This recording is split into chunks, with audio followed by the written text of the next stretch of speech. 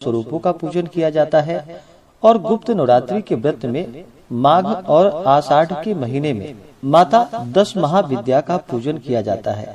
गुप्त नवरात्रि के तीसरे दिन, जो कि आद्य महाविद्या त्रिपुर सुंदरी का होता है, देवी त्रिपुर सुंदरी अनुपम सौंदर्य, भक्तों को अभय प्रदान करने वाली, यौवन युक्त और तीनों लोकों में विराजमान है और उन्हें कई नामों से भी जाना जाता है। इन्हें राजराजेश्वरी, बाला, ललिता, मीनाक्षी, कामाक्षी, शताक्षी, कामेश्वरी भी कहा जाता है।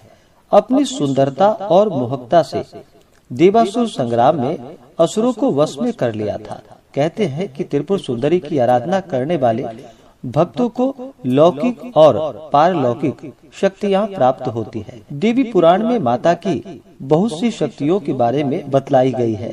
ये सिर्फ तंत्र साधना के लिए नहीं, बल्कि सुंदर रूप के लिए भी विख्यात और जानी जाती हैं। तो आइए सुनते हैं इनके स्वरूप और इनसे जुड़ी हुई पौराणिक कथा के बारे में।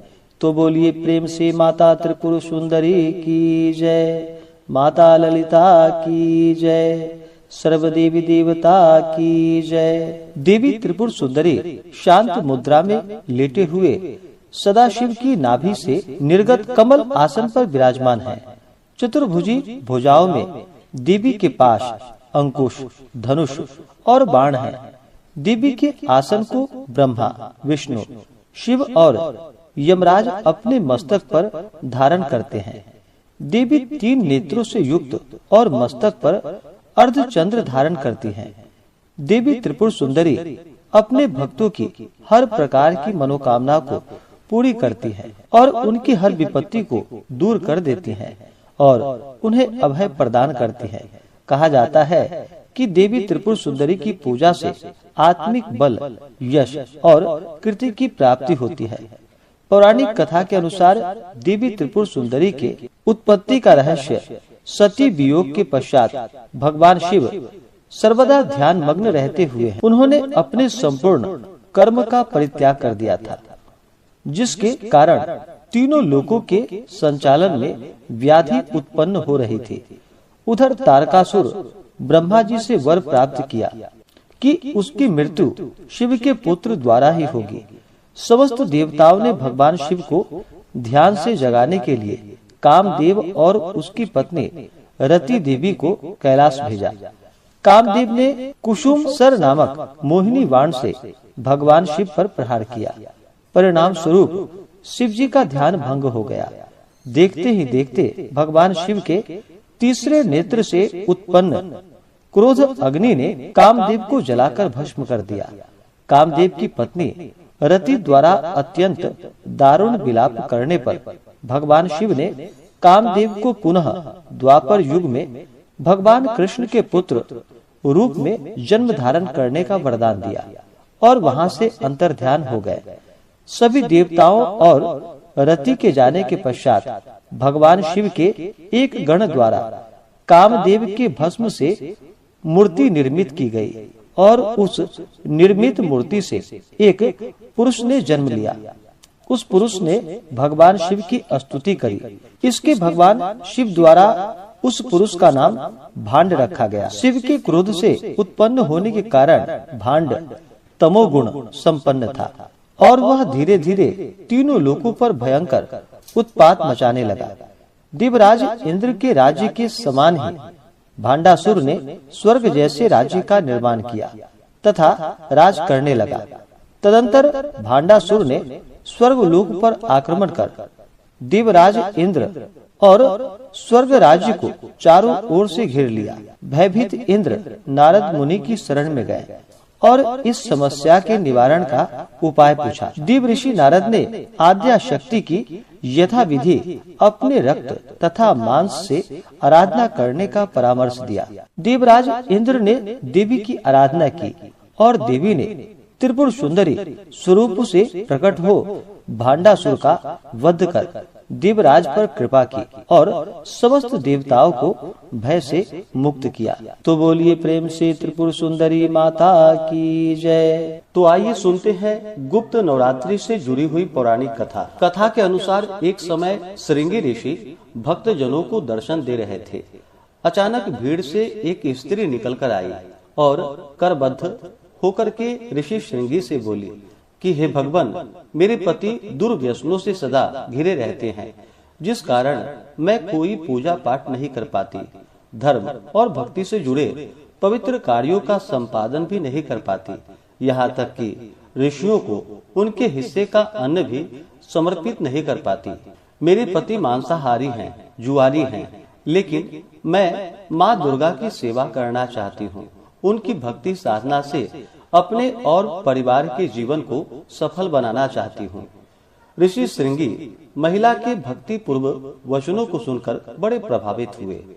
ऋषि ने उस स्त्री को आदर पूर्वक उपाय बताते हुए कहा कि वासांतिक और शारदीय नवरात्रि से तो आम जनमानस परिचित हैं, लेकिन इसके अतिरिक्त 2 नवरात्रि और भी होते हैं, जिन्हें गुप्त नवरात्रि कहा जाता है। उन्होंने कहा कि प्राकट्य नवरात्रों में 9 देवियों की उपासना होती है और गुप्त नवरात्रों में 10 महाविद्याओं की साधना की जाती है। इस नवरात्रों की प्रमुख देवी स्वरूप का नाम सर्वैश्वर्य कारिणी देवी है।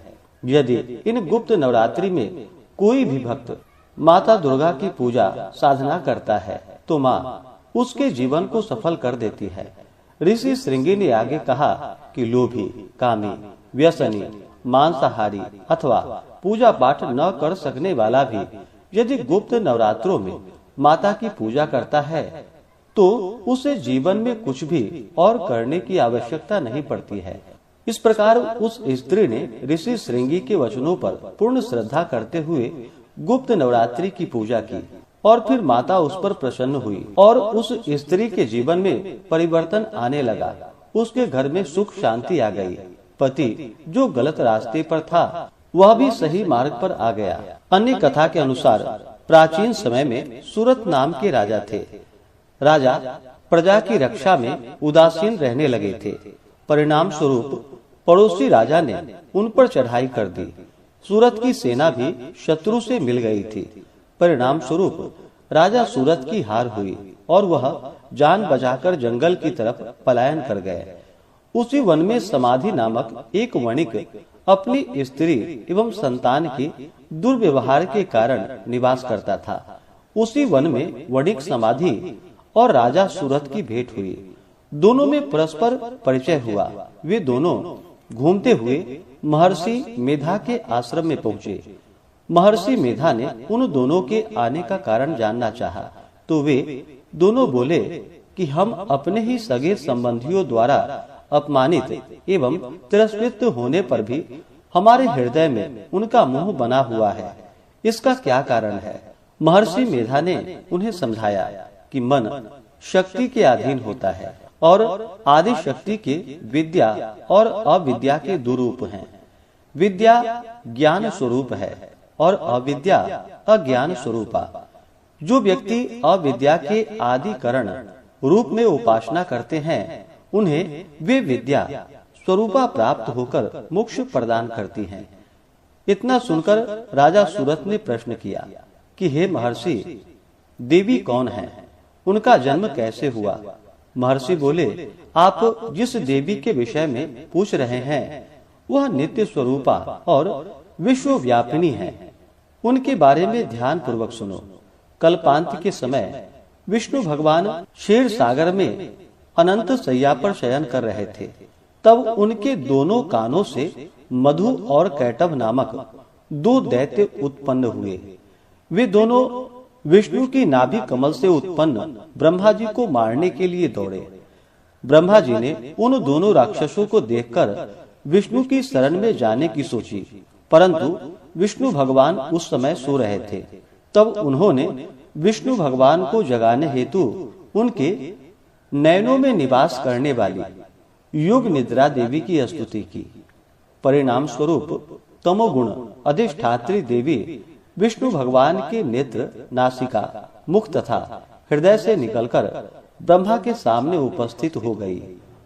योग निद्रा के निकलते ही विष्णु भगवान उठकर बैठ गए। भगवान विष्णु और उन राक्षसों में 5000 वर्षों तक युद्ध चलता रहा। अंत में मधु और कैटभ दोनों राक्षस मारे गए। ऋषि बोले, अब ब्रह्मा जी की स्तुति से उत्पन्न महामाया देवी की वीरता तथा प्रभाव का वर्णन करता हूँ, उसे ध्यान पूर्वक सुनो।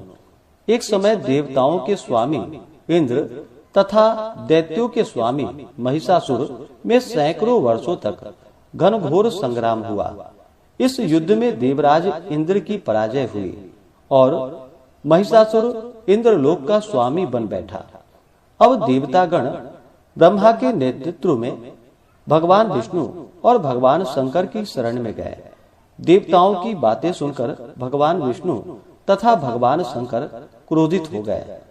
भगवान विष्णु के मुख तथा ब्रह्मा, शिवजी तथा इंद्र आदि के शरीर से एक तेज पुंज निकला, जिससे समस्त दिशाएं जलने लगी और अंत में यही तेज पुंज एक देवी के रूप में परिवर्तित हो गया।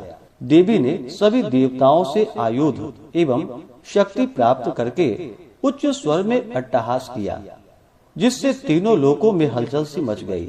महिषासुर अपनी सेना लेकर इस सिंहनाद की ओर दौड़ा।